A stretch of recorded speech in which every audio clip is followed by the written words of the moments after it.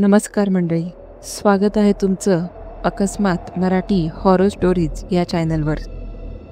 मंडळी, आज मी तुम्हाला आपल्याच चॅनलच्या एका सबस्क्रायबरला आलेला एक सत्य अनुभव सांगणार आहे. त्यामुळे व्हिडिओ शेवटपर्यंत नक्की पहा. आणि तुम्ही जर या चॅनलवर नवीन असाल तर चॅनलला सबस्क्राईब करायला विसरू नका. सोबतच बेल आयकॉनवर देखील क्लिक करा, जेणेकरून तुम्हाला अशाच नवनवीन भीतीदायक थरारक व्हिडिओजचे नोटिफिकेशन्स मिळत राहतील. मी किरण. मी जी घटना तुम्हाला सांगणार आहे ती घटना साधारणतः 10 वर्षांपूर्वी माझ्यासोबत घडली आहे. माझं मूळ गाव कोल्हापूर. कोल्हापूरमध्येच मी इंजिनिअरिंग कंप्लीट केलं. कॉलेज कॅम्पसकडून पुण्याला IT कंपनीमध्ये माझी प्लेसमेंट झाली. घरी 2 4 व्हीलर असल्यामुळे एक 4 व्हीलर घेतली आणि आईवडिलांच्या सहमतीने जॉबसाठी पुण्याला रवाना झालो. पुण्याला गेल्यानंतर कंपनीच्या जवळच एक रूम बघितली. आता रूम ते ऑफिस आणि ऑफिस ते रूम हा रोजचा प्रवास सुरू झाला. तेथे नवीन मित्रमंडळी झाली. पेमेंट पण चांगलं भेटत होतं. सगळं अगदी छान चाललं होतं. आईवडिलांबरोबर माझा रोज फोन व्हायचा, पण तरीही आईवडिलांची व गावातील मित्रांची खूप आठवण येत असे. गावाकडे जायची खूप इच्छा होत होती, पण जाता येत नव्हतं, कारण सुरुवातीचे 6 महिने सुट्टी घेता येत नाही असं इंटरव्ह्यूमध्येच बॉन्ड झालं होतं. त्यातच सुरुवातीचे 6-7 महिने कसे निघून गेले काही कळालेच नाही. मग मी विचार केला की 1 महिन्याची सुट्टी घेऊन गावाकडे जावं, सर्वांना एकदा भेटून यावं. मी सुट्टीसाठी कंपनीमध्ये अर्ज केला, पण मॅनेजरने सांगितले की USA मधून एका मोठ्या कंपनीचे क्लायंट त्यांचा प्रोजेक्ट घेऊन आपल्या कंपनीमध्ये येणार आहेत. प्रोजेक्ट खूप मोठा आहे. तो प्रोजेक्ट आपल्या कंपनीला कसा भेटेल याची तू तुझ्या टीमसोबत पूर्ण तयारी कर आणि प्रेझेंटेशन पण तुलाच करायचं आहे. माझी 6-7 महिन्याची ग्रोथ पाहून ही जबाबदारी मॅनेजरने माझ्यावर टाकली. झालं. कसेबसे 6-7 महिने सुट्टीची वाट पाहत होतो. त्यात अजून 1 महिन्याची भर पडली. ठीक आहे म्हटलं. स्वतःची समजूत काढली आणि प्रेझेंटेशनच्या तयारीला लागलो. काही दिवसातच प्रेझेंटेशन झालं. तो प्रोजेक्ट पण आमच्याच कंपनीला भेटला आणि फायनली मला सुट्टी भेटली. त्यावेळी माझा आनंद गगनात मावत नव्हता. मी संध्याकाळी ऑफिसमधून रूममध्ये आलो. झटपट बॅग भरली आणि आईला कॉल करून सांगितलं की मला सुट्टी भेटली. मी थोड्या वेळात इथून निघतोय. आई म्हणाली, अरे वा, आता नकोस येऊ, उद्या सकाळी ये. तुझ्यासोबत कोणी नाही आणि आता रात्र व्हायला आली आहे. पण मी कुठं तिचं ऐकतोय. मी म्हटलं, आत्ता कुठे 7 वाजलेत. रात्री 12-1 वाजेपर्यंत मी घरी पोहोचतो. मी गाडी काढली आणि तडक गावाच्या ओढीने घराकडे निघालो. मी रूमवरून निघाल्यापासून तिचा दर अर्ध्या तासाला सारखा फोन चालूच होता. आईला खूप काळजी वाटत होती. मी 3-3.5 तासांचा प्रवास करून जवळपास अर्ध्या रस्त्यावर होतो आणि जे व्हायला नको होतं शेवटी तेच झालं. प्रवास करत असताना रस्त्यामध्ये एक मोठा पूल लागला आणि नेमकी त्या पुलावर माझी गाडी पंक्चर झाली. पुलावरतीच गाडी एका बाजूला थांबवली.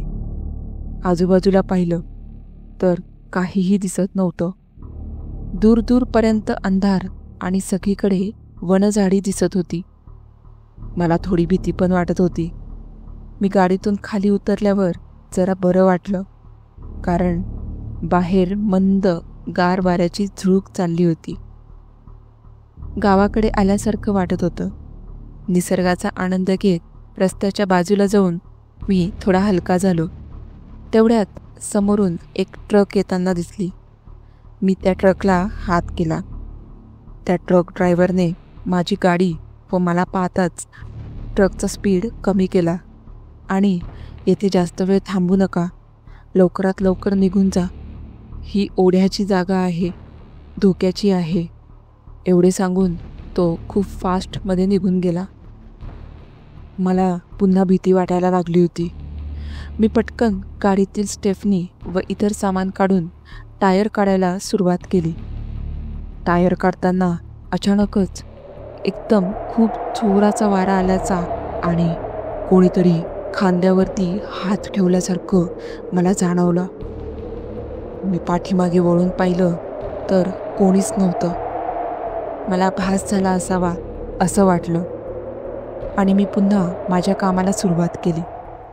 टायर बसून झालाच होता, तेवढ्यात पुन्हा कोणीतरी माझ्या खांद्यावर हात ठेवल्यासारखं जाणवलं व त्याचबरोबर मला एक मनुष्यरूपी सावली दिसली.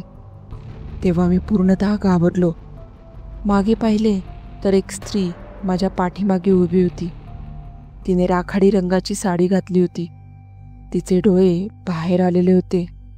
नखं फार लांब होती. केस रक्ताने माखले होते. चेहऱ्याची त्वचा सोडून गळायला लागली होती. ओठ अर्धे तुटलेले, दातांचे सुळे दिसत होते आणि मी पूर्णतः घाबरून गेलो. मी हळूच गाडीचा पाठीमागचा दरवाजा उघडला व पटकन आतमध्ये गेलो. मी घाबरून पूर्ण घामाने भिजलो होतो. डोळ्यातून पाण्याच्या धारा लागल्या होत्या. ना तिथे कोणी माझ्या मदतीला होते. मी आतूनच मागच्या सीटवरून ड्रायव्हिंग सीटवरती जाऊन बसलो आणि पटकन इथून निघूया असे मनात म्हटलं. पण स्टेफनी बाहेर होती आणि गाडीची चावी पण बाहेरच होती. त्यामुळे मला काय करावं ते काहीच सुचत नव्हतं. एवढ्या वेळात ती स्त्री बाहेर दिसेनाशी झाली होती. मी हळूच गाडीतून खाली उतरलो. इकडे तिकडे पाहत हळूच गाडीची स्टेफनी डिक्कीत टाकली आणि डिक्की लॉक करून चावी काढत होतो. तेवढ्यात माझ्या पाठीमागून त्या स्त्रीचे दोन्ही हात माझ्या खांद्यावरती होते. आता मेलो, आता सगळं संपलं, मी मनाशीच पुटपुटलो. ती स्त्री माझा जीव घेण्याचा प्रयत्न करत होती. मी कशीबशीच तिथून सुटका केली आणि गाडीत बसलो. ती पण माझे पाठोपाठ गाडीच्या दरवाजावर आली आणि दरवाजा बाहेरून खेचू लागली. मी एका हाताने दरवाजा आतमध्ये खेचत गाडी चालू केली आणि तिथून निघालो. पुन्हा ती दरवाजापासून दिसेनाशी झाली. मी थोडा शांत झालो, पण घडलेला प्रकार डोक्यातून जात नव्हता. तेवढ्यात आईचा फोन आला. किती वेळ झाला फोन करते, फोन का उचलत नाहीये तू? आई म्हणाली. हो आई, मी अर्ध्या रस्त्यात आलो आहे, थोड्या वेळात घरी पोहोचतो. मी आईला एवढंच बोललो आणि लगेच फोन ठेवून दिला. झालेल्या प्रकाराबद्दल आईला काहीही सांगितलं नाही. त्या स्त्रीने माझ्या पाठीवरती नखाचे ओरबाडे काढले होते. त्यातून रक्तही येत होते. पण मी कसलाही विचार न करता आणि आजूबाजूला लक्ष न देता गाडी चालवू लागलो. त्यानंतर 10 ते 15 मिनिटांनी रस्त्यावर एक वळण आले आणि त्या वळणावर तीच स्त्री रस्त्याच्या मधोमध उभी राहिलेली पुन्हा मला दिसली. त्यावेळी माझा गाडीवरचा ताबा सुटला. माझ्या गाडीने त्या स्त्रीला उडवून रस्त्याच्या कडेला एक मोठा दगड होता, त्या दगडावरती जाऊन गाडी आदळली. मला जोरदार मार लागला. मी बेशुद्ध झालो. त्यानंतर काय झालं ते मला काहीच आठवत नाही. मला शुद्ध आली ती दुसऱ्या दिवशी हॉस्पिटलमध्येच. माझ्या डोक्याला थोडा मार लागला होता, पण माझ्या पाठीवर एकही ओरबडा जाणवत नव्हता. त्यामुळे माझ्यासोबत हा नक्की काय प्रकार घडला आहे हे मलाही समजत नव्हते. तेव्हा माझ्या डोळ्यासमोर आई, बाबा आणि डॉक्टर होते. आई माझ्याकडे पाहून रडत होती. बाबांनी तिला शांत केलं.